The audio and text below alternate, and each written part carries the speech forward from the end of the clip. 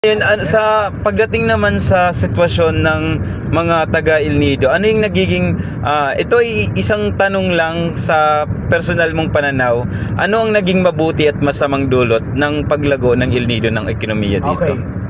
Ang mabuting naidulot talaga sa amin, sa aming mga locals dito sa El Nido. Of course, siyempre, nagkaroon kami ng isang pagkakataon na may share yung idea namin. Kasi nung una, bago pa lang, wala pang pandemic, ang nakapokus kami kung ano lang ang nakikita namin sa harapan, di ba? Kung ano lang ang kaya namin ibigay sa pamilya namin, kung ano lang trabaho namin, yun lang. Magkain, mag-aral, matulog, maghanap buhay, magtanim, mangisda, lahat yun lang. Nung dumating yung foreigner, doon namin nakitaan na, oy, may mga potentials. Pwede ka palang maging ganito, pwede ka palang ma-civilize, pwede ka palang umangat pa, no? Kasi doon mo marirealize din kung gaano kaganda yung lugar mo. Doon ang foreigner mismo talaga ang nagpa-realize sa amin kung gaano kaganda ang lugar namin. Kasi every time na may mga makakausap akong foreigner ng tarugad ako, you are lucky, man. Sabi ko, why? Nakakapanig-balahibo yung yes, ano. You are living in a paradise. Sabi ko, how come? It's all natural for me. Look, when I woke up in the morning, I saw the sunrise. That's it. It's nothing for me. That is natural. After my school, I saw the sunset. And everything is natural. Man, look, try to imagine yourself as I am. I am living on the very crowded place. Sabi niya, that even the sunset and the sunrise, hindi nila nakikita. hindi, kasi all blocked by the building. Buildings, so tama. Nakikita nila only by noon, pero may mga fog pa. So, I try to imagine. Kumbaga parang nandun kasi sila sa urbanized. Yes.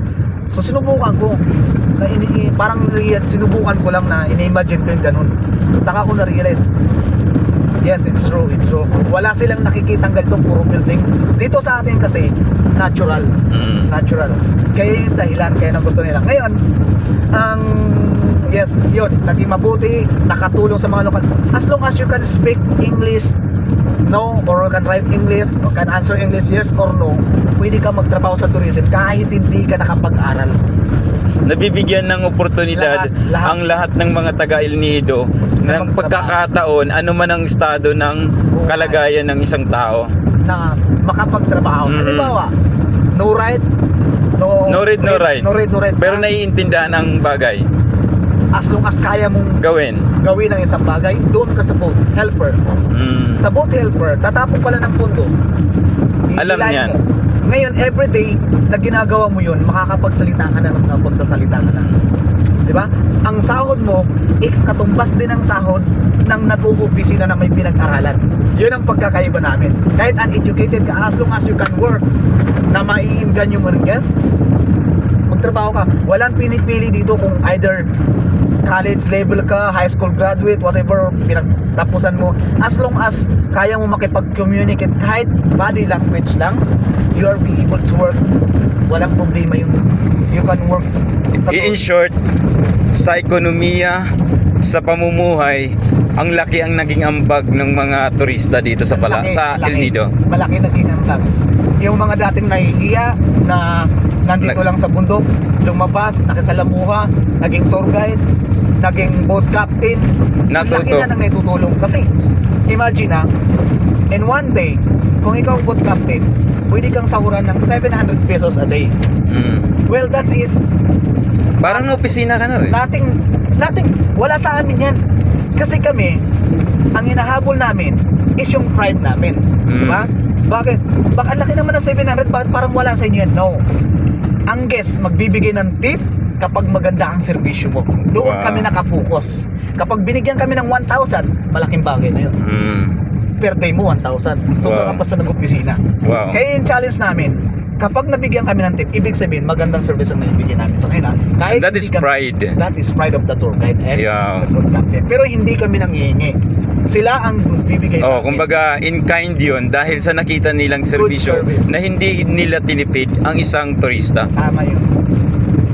Matagal na akong tour guide dito at yung mga taga dito talaga ang pinaka-the best na mag-tour guide. Kasi kami, kahit tatanungin kami ng guest, ano ka sa El Nido? Dudes, ano ka sa El Nido? Sasabihin ko, I am ambassador of my place. Wow. Ganun lang kasi. And be proud. Kasi kapag ambassador ka, you are You are kumbaga niyayakap mong yaman at proud ng iyong Yes. bayan. ipopromote mo sa kanila. Ipopromote mo sa kanila yung El Nido para mas lalo pang dumami. And the same time, mabibigyan ka ng mga client. Tama. So ibig sabihin, gagawa ka ng isang bagay, yung isang advertisement. Na ikinalalawak at least na Yes. very proud. Alam mo kung anong advertisement ang pinaka-the best na gusto ko? Yung advertisement through word of mouth. Yes, the Yan word ang of mouth is very powerful. Yan ang sinasabi ko sa kanila. Ngayon naman, Kuya Ang Dodge, disadvantage. how about, yes. That is advantage. However, so ano naman po ang ano natin? Yes, the disadvantage tayo. Ang disadvantage kasi, okay, Be sensitive lang sa mga words. yes, ang disadvantage naman ng El Nido ay kami kasi taga dito dati sa mga bisyo, sa mga makabagong bisyo na sinasabi nila is hindi namin masyado nakikita. Tapos yung mga kabataan dito, ang iba ang iba hindi ko nila lahat. Sa mga manonood, this is only a point of view of Yes, a sa amin person na nakatira dito sa El Nido. However po, kung meron man po kayong maririnig ng mga salitang hindi naging kaya-aya, this is a personal view or opinion ng mismong kasama namin na Simster Dudes ay siya po ay tubong taga El Nido po. So hindi po ito paninira sa isang bagay ng realidad dito sa El Nido. Sige po, Kuya Dudes. Yes. Yung disadvantage, yung mga kabataan, masyadong bata pa, nakikisalamuha na sa mga foreigner. Ang foreigner kasi, nightlife, liberated yan sila. So yung culture nila, hinahalo nila sa mga Pilipino. Ang ibang Pilipino na nakakaintindi, kung anong pagka-liberated ng mga yan, ginagaya na rin nila. That is the problem. Marami tayong natutunan. Influential. Kumbaga naging, hindi magandang naging influential. Yes. Sa mga nai-influensyahan, alam ko, naiisip naman nila, hindi ko alam kung bakit pinakikisamahan nila ng ganun. Pero supposedly, nandyan, at marami pang nangyayari ha. Unang-una yung pagkawasak din ng mga kalikasan natin. The more yung people na dumadami, the more yung pagkasira ng kalikasan natin. Naaabuso ng gusto. Which is, sabihin man natin na hindi totoo, which is totoo pa rin. Pero yung mga tour guide kasi, kung ikaw kasi isang concerned citizen ng El Nido, sa briefing parang and orientation sa tour, sa mga guest mo, kaya mo nang i-explain yun eh. Ganito yung gagawin natin, ganito yung gagawin natin. Ingatan natin na huwag tumapak sa corals, ingatan natin na huwag mag-snorkeling sa mababaw na parte, maaari mong masipa yung corals, no? Yan ay pag-iingat. Pero in the real life is mayroon pa rin pagkawasak kasi hindi lahat ng mga foreigners sumusunod dyan.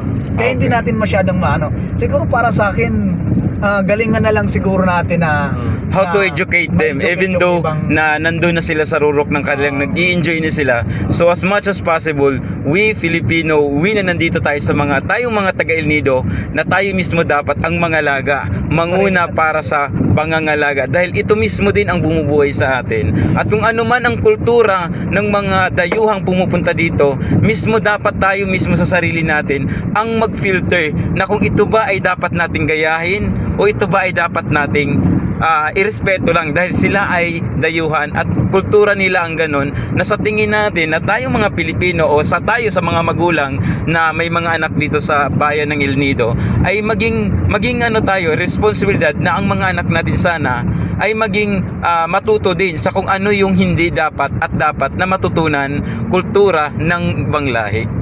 Yun ang pinaka gusto rin namin mangyari, to ma-maintain. Kaya kung nasa puso mo yung pagtatrabaho ng isang tour guide, dapat nasa isip mo rin kung paano rin mga laga ng kalikasan.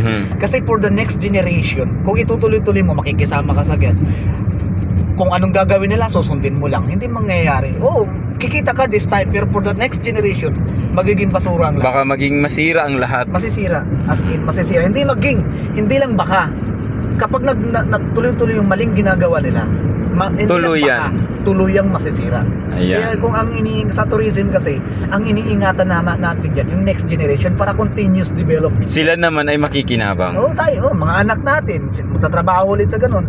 Kaya, yun, para sa akin, kung ikaw, dito sa El Nido, gusto mo na kumita, kahit hindi, we accept all of the people that wanted to earn money. Kung gusto, kahit hindi ka taga dito, pwede kang magtrabaho as a tour guide. Okay? Walang problema yan kasi tao ka rin, gusto mong kumita. Pero please, kung ganong pagmamahal namin sa El Nido, kung ganong Ganon din pagmamahal, dapat. ganon din dapat. Hindi yung, ay hindi naman akin lugar yan eh. Basta ako magtatrabaho na ako para kumita lang. Dapat hindi rin ganon. Maging aware sa Maging lahat. aware din sa lahat. Ayun. So maraming salamat Kuya Dodds sa iyong simpatya, opinion at kaalaman na ibinahagi niyo sa amin. Maraming salamat. Si Kuya Dodds po ay isang licensed tour guide dito sa El Nido. Kuya Dodds, baka mayroon kang gustong i-promote para sa iyong channel man o dito man sa El Nido. Yes, kay tour guide ako sa El Nido since 2012. Naging licensed boat captain din ako, speedboat operator. And ngayon, isa akong supervisor ng hotel. Wow. Medyo, syempre lahat naman ng tao nagpapalit ng mga fashion. Ngayon, isa na akong vlogger. Wow, congratulations. Oy, support niyo po si Kuya Dodds. Kuya Dodds, ano po ba ang ating channel, Kuya Dodds? Hanapin niyo lang, Dudes Espiro TV. Yon, Dudes Espiro TV on YouTube and Facebook. Tama YouTube. po. Ang Facebook ko po is Dudes Malindin. Ayun. Ayan, So, Facebook. ilalagay natin yan guys sa ating descriptions. Again, maraming salamat Kuya Dodds. Thank you so much for sharing the informations and awareness ng El Nido. Maraming salamat. Thank you so much.